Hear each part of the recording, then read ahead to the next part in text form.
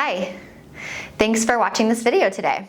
We're going to be talking about the connection between breathing and your pelvic floor muscles.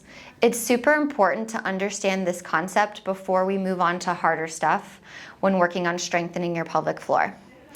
So you have two muscles that we're going to be talking about today specifically, your diaphragm and your pelvic floor muscles. These muscles work together and they move in opposite directions depending on how you breathe.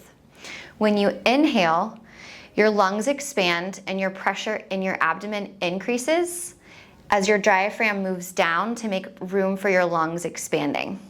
Because your diaphragm is moving down and the pressure is increasing in your abdomen, your pelvic floor absorbs that pressure, relaxes, and lengthens. This is important when you're not needing to use these muscles and if you have any overactivity to your pelvic floor muscles. If you're trying to strengthen your pelvic floor muscles, you also need to be able to contract or Kegel your pelvic floor muscles.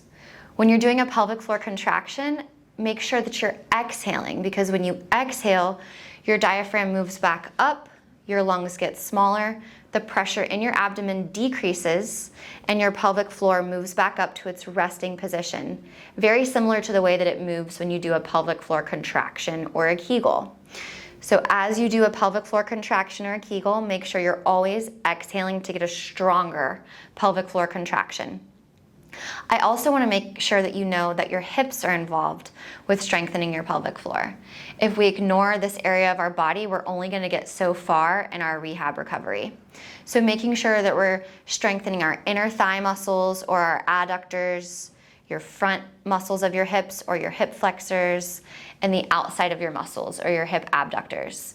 The exercises that you review this week are going to start incorporating all of these areas of your body.